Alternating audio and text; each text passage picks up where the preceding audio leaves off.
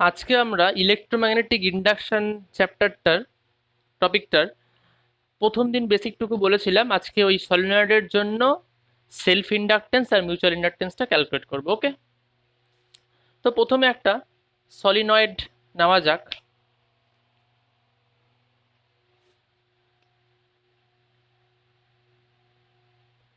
Sorry, এখানে একটু ছবিটা গন্ডগোল হয়ে গেল।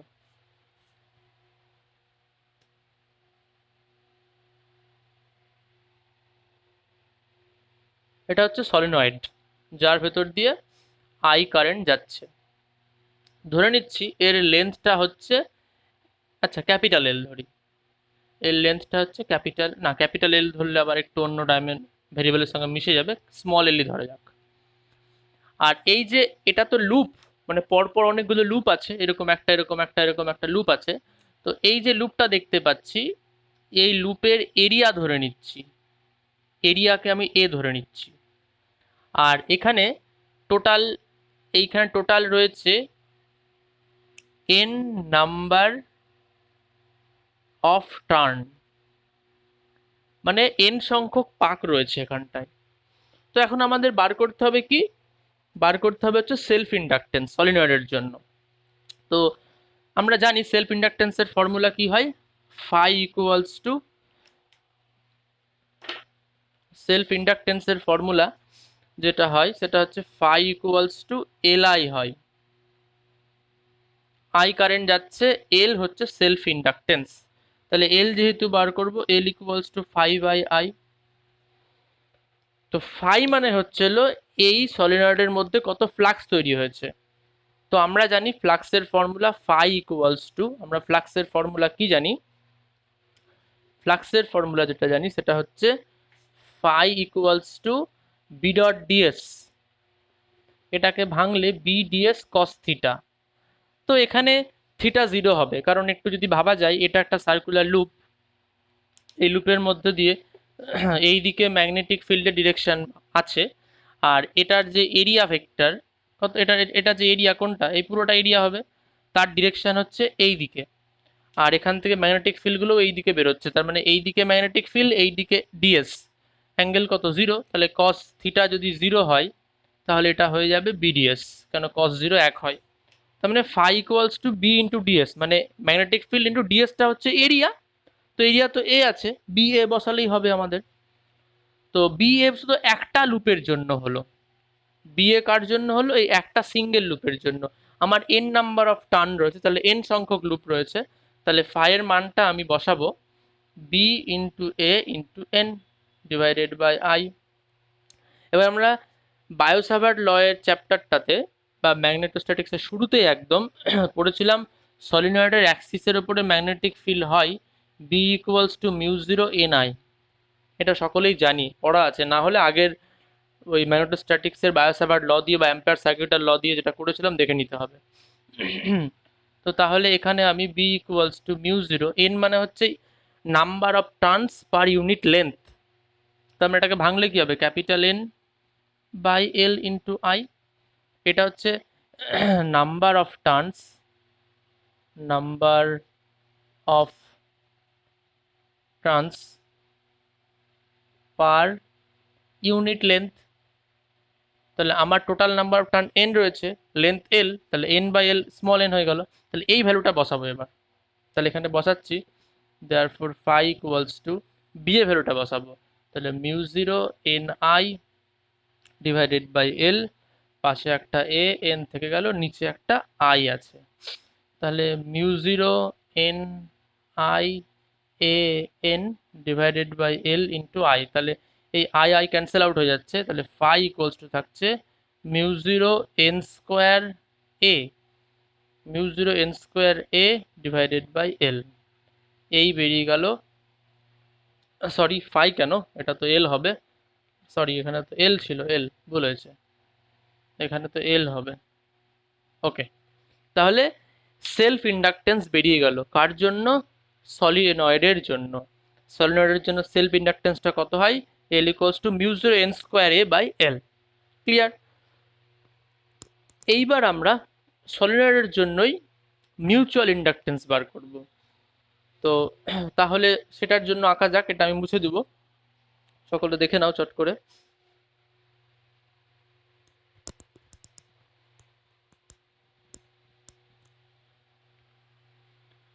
তাহলে আমি এটা মুছে দিচ্ছি।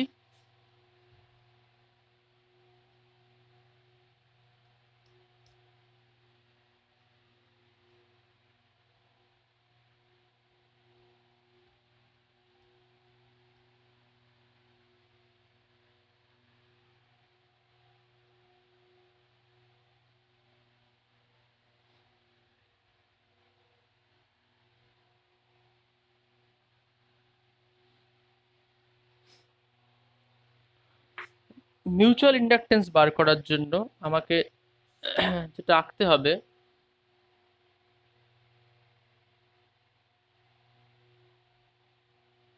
এটা একটা সলিনয়েড, তার ভেতরে আরেকটা সলিনয়েড আছে,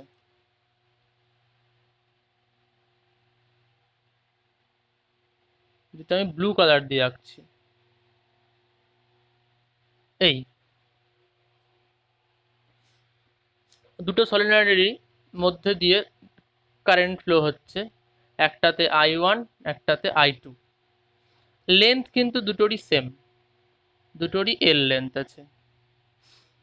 এরিয়াও দুটোর সেম, মানে আমি যদি বলি এইটার এরিয়া এইটা হবে, আর যদি বলি যে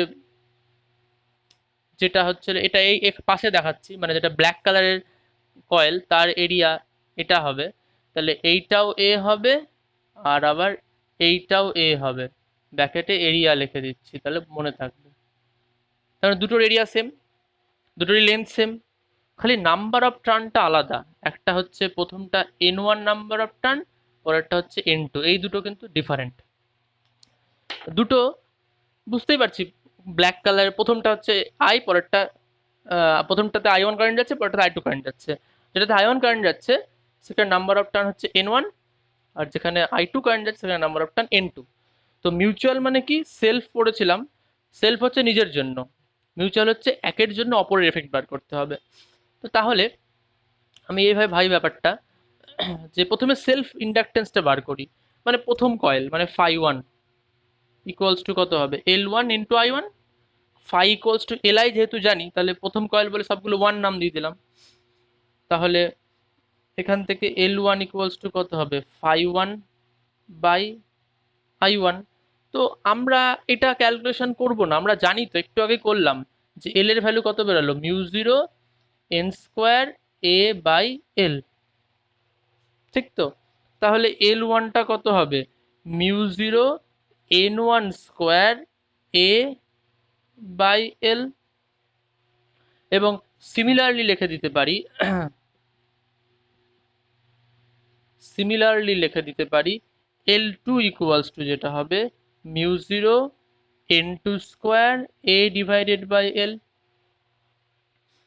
থাকলো এই দুটো। এইবার আমরা বার করব হচ্ছে এমটা। এম বার করাটা একটু বুঝতে হবে। তো আমি ধরে নিচ্ছি 1 নম্বরের জন্য 2 নম্বরে এফেক্টটা বার করব। তো 1 নম্বরের জন্য কোথায় এফেক্ট বার করব, 2 নম্বরে। তো 2 নম্বরে এফেক্ট বার করব, তার মানে φ2 ইকুয়াল টু 2 নম্বরে এফেক্ট বার করছি কার জন্য, 1 এর জন্য, মানে I1 আসবে, তাহলে অবশ্যই এম হবে, বলেছিলাম। মানে 2 নম্বরে এফেক্ট বার করছি মানে ফ্লাক্স বার করব, তাহলে φ2 কার জন্য, 1 এর জন্য, তাহলে অবশ্যই ওই ফ্লাক্সটা কোন কারেন্টের সঙ্গে প্রপোর্শনাল হবে, 1 এর না 2 এর? অবশ্যই 1 এর, কারণ যেহেতু মিউচুয়াল বার করতে চলেছি, তাহলে এম এসছে। তাহলে এখান থেকে এম ইকুয়ালস টু হবে φ2 বাই I1। তাহলে ফাই মানে ফ্লাক্স, বি ডট ডিএস, ওটাকে ভেঙে কত হয়, আগেরটাতে দেখলাম তো, মানে সেলফ বার করার সময় যে বি এ হয়, তো বি আর এ বসাবো। তো কার ফ্লাক্স বার করছি, φ2। তাহলে B2 এ, এ তো সকলেরই সমান, 1 এর নেই 2 এর নেই, কিন্তু 2 নম্বর কয়েলের তো পাক সংখ্যা দিয়েও গুণ করতে হবে, কারণ 2 নম্বর কয়েলে যতগুলো পাক আছে এটা তো একটা লুপের জন্য পেলো। Phi equals to B dot D S, ওটাকে ভাঙলে বিডিএস কস থিটা, থিটা 0 বলে বিডিএস, ডিএসটাকে আমরা এ ধরেছি, তাহলে বি এ, ওটা তো একটা লুপের জন্য। আমাকে দেখতে হবে 2 নম্বর কয়েলে কটা টার্ন রয়েছে, N2, তাহলে একটা N2 দিয়ে গুণ করে দিলাম, আর নিচে I1 যেমন ছিল তেমনই থাকবে। এবার B2 এর ভ্যালু বসাবো। B2 মানে হচ্ছে 1 নম্বর কয়েলে ম্যাগনেটিক ফিল্ড কত। তো 1 নম্বর কয়েলে ম্যাগনেটিক ফিল্ড, কয়েলটা কি রকম, কয়েল তো না, সলিনয়েড। তো সলিনয়েডের মধ্যে ম্যাগনেটিক ফিল্ড কত হয়, μ0 Ni। তাহলে B2 হবে হচ্ছে μ0 N2, যেহেতু 2 নম্বর কয়েলের বার করছি ম্যাগনেটিক ফিল্ড। না সরি, এখানে একটু ভুল হয়েছে, এখানে একটু ভুল হলো। ব্যাপারটা আমি আরেকবার বলছি, লিখতে ভুল করেছি। ওকে, ব্যাপারটা আরেকবার বলছি। এতটুকু ঠিক আছে। সেকেন্ড কয়েলে আমি ফ্লাক্স বার করব φ2, কার জন্য, 1 নম্বরের জন্য। তাহলে অবশ্যই I1 এর সঙ্গে প্রপোর্শনাল হবে, যেহেতু একের জন্য অপরের এফেক্ট তাই m এসছে, তাহলে m ইকুয়ালস টু φ2i। φ2 হচ্ছে 2 নম্বর কয়েলে ফ্লাক্স, আমরা ফ্লাক্স ফাই ইকুয়ালস টু জানি BDS, থিটা 0 বলে cos 0 1 হয়, বাদ দিলাম। তো আমাদের ডিএস এর ভ্যালু কত, এরিয়া এ দেওয়া আছে, তাহলে BA, তাহলে BA বসাবো, তাই তো। তো 2 নম্বর কয়েলে যে ফ্লাক্স বার করব সেটা কার জন্য ফ্লাক্স বার করব, একের জন্য। তো তাহলে কার ম্যাগনেটিক ফিল্ডের জন্য ফ্লাক্স বেরোবে, একের ম্যাগনেটিক ফিল্ডের জন্য। তাহলে φ2 এর মানটা অবশ্যই হবে B1A, গুণ হবে 2 এর পাক সংখ্যা দিয়ে। বোঝা যাচ্ছে, এটা কিন্তু একটু কমপ্লিকেটেড। আমি আরেকবার বলছি। আমি 2 নম্বর কয়েলে ফ্লাক্স বার করছি, তার জন্য φ2, কার জন্য, একের জন্য। তাহলে কার ম্যাগনেটিক ফিল্ড এফেক্ট করবে, একের ম্যাগনেটিক ফিল্ড, তাহলে B1। এবার এরিয়া দিয়ে গুণ করতে হবে ফ্লাক্স বার করতে গেলে, তাহলে এরিয়া তো দুজনের সমান, তাহলে A। এবার কোন কয়েলে ফ্লাক্স বার করছি, 2 নম্বর কয়েলে। তো 2 নম্বর কয়েলটাতে যতগুলো পাক আছে ততগুলো সেটা দিয়ে গুণ করবো, যতগুলো নাম্বার অফ টার্ন রয়েছে সেটা দিয়ে গুণ করবো। তো 2 নম্বর কয়েলের নাম্বার অফ টার্ন N2, তাহলে N2 দিয়ে গুণ করলাম। আচ্ছা, নিচে I1 থেকে গেল। এবার 1 নম্বরের ম্যাগনেটিক ফিল্ড মানে 1 নম্বরের জন্যই তৈরি হচ্ছে, তাহলে μ0 N1 I1 into A into N2 divided by I, মানে এইটা হচ্ছে ম্যাগনেটিক ফিল্ড বসালাম। μ0 Ni তো হয়, সলিনয়েডের জন্য ম্যাগনেটিক ফিল্ড কত হয়, μ0 Ni।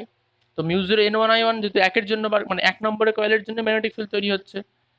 এবার μ0 N1 মানে কত হয়, আগে দেখলাম number of turn by length, মানে এটা হচ্ছে number of turn per unit length, সেটা হবে N1 by L into I1 into A into N2 divided by, এখানে I1 ছিল, লিখতে মিস করেছি, I1। তাহলে এই I1 এই I1 কেটে যাবে, তাহলে থাকছে μ0 N1 N2 A divided by L। এটা M বেরিয়ে গেল, মিউচুয়াল ইন্ডাকটেন্স বেরিয়ে গেল। তাহলে সেলফ ইন্ডাকটেন্স L1 এত হয়, L2 এত হয়, মিউচুয়াল ইন্ডাকটেন্স কত হয়, μ0 N1 N2 A by L। এগুলো সব কার জন্য, সলিনয়েডের জন্য করছি। আচ্ছা, এবার আমি এই তিনটের মধ্যে রিলেশন বার করব। তাহলে কি করব, ওপরের ডায়াগ্রামটা মুছে দিচ্ছি, আমাদের আর লাগবে না।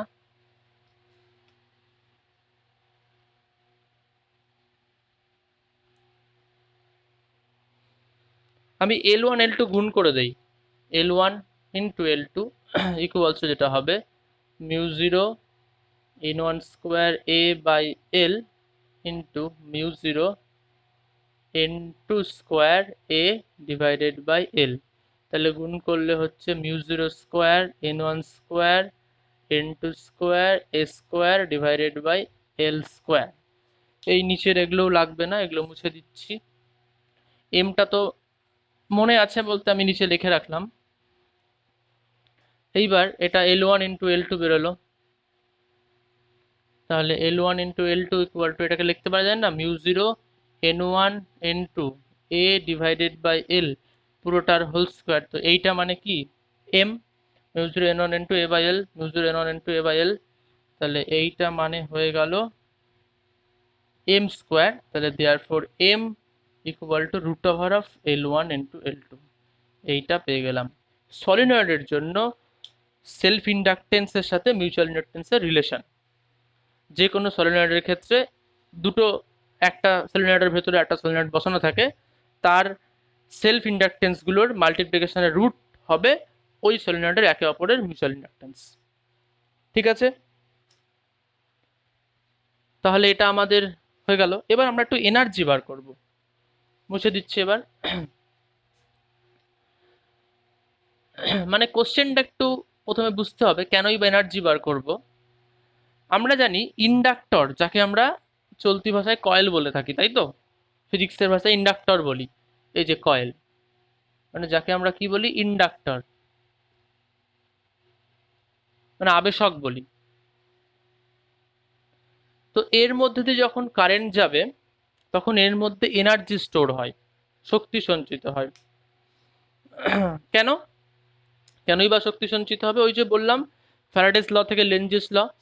মানে আমরা তাছাড়াও ওখানে মানে ফ্যারাডেস ল বা লেনজিস ল বলার সময় একটা এনার্জি কনজারভেশনের ব্যাপার আছে। এই কোশ্চেনটা ক্লাস 12-এই কোশ্চেন আসতো, যে এনার্জির কনজারভেশন থেকে লেনজেস ল অর লেনজেস ল থেকে এনার্জির কনজারভেশন। মানে আমি ইলেকট্রোম্যাগনেটিক ইন্ডাকশনে দেখতে পেলাম যে একটা লুপের মধ্যে দিয়ে, প্রাইমারি কয়েলের মধ্যে দিয়ে কারেন্ট যাবে, আর অটোমেটিক্যালি অদ্ভুতভাবে সেকেন্ডারি কয়েলটাতে কারেন্ট ইনডিউসড হয়ে যাবে, মানে কোনো কানেকশন নেই, জাস্ট দাঁড়িয়ে আছে বা মুভ করছে। তো তার মানে কোত্থেকে পেলো? তার মানে কোনো একটা এনার্জি থেকে এটা পেয়েছি, নিশ্চয়ই এনার্জি কনজারভেশন ভায়োলেশন হবে না। তাহলে ওই যে ইনডিউসড কারেন্টটা তৈরি হবে সেটা ওয়ান কাইন্ড অফ এনার্জি, যেটা ওর মধ্যে স্টোর হয়ে থাকবে। তাহলে ওই এনার্জিটা খুঁজতে গিয়েই আমরা দেখেছি যে যে কোনো ইন্ডাক্টর মানে কয়েলের ভেতরে যখন কারেন্ট ফ্লো হবে, যদি কারেন্টটা টাইমের রেসপেক্টে চেঞ্জ হয়, তাহলে ওর মধ্যে অবশ্যই ইন্ডাকটেন্স এল প্রডিউসড হবে। কি তৈরি হবে? এর ইন্ডাকটেন্স কি? এল তৈরি হবে। তখনই দেখবো এর মধ্যে একটা এনার্জি স্টোর হয়ে থাকে, সেটা আমরা আজকে ক্যালকুলেট করব। তো এইভাবে লিখছি যে আমরা জানি যে পাওয়ার ইকুয়ালস টু কি হয়? Power equals to work done by time, তাই তো? মানে ওয়ার্ক ডানের রেট অফ চেঞ্জটাকেই বলছে পাওয়ার। তো তাহলে এখান থেকে আমি লিখতে পারি না, যদি এটা গুণ করে দেই, ক্রস মাল্টিপ্লিকেশন করি, তাহলে ওয়ার্ক ডান ইকুয়ালস টু কি হবে? পাওয়ার ইন্টু টাইম। তার মানে হ্যাঁ, গুণ করে লিখতে পারি যে work done equals to power into time. তো এটাকে আমি একটু এলিমেন্টারি দিয়ে লিখব, মানে স্মল এলিমেন্ট হিসেবে লিখবো, D W equals to power P into D T. হবে না? লিখতেই পারি। মানে এটাকে এইভাবে যেহেতু যদি লিখতে পারি, P equals to d W by d t, rate of change of work ডানকে পাওয়ার বলে, তাহলে এখান থেকে এটা আসতেই পারে। তো এবার পাওয়ার মানে কত হয়? পাওয়ার মানে হয় হচ্ছে ভি ইন্টু আই।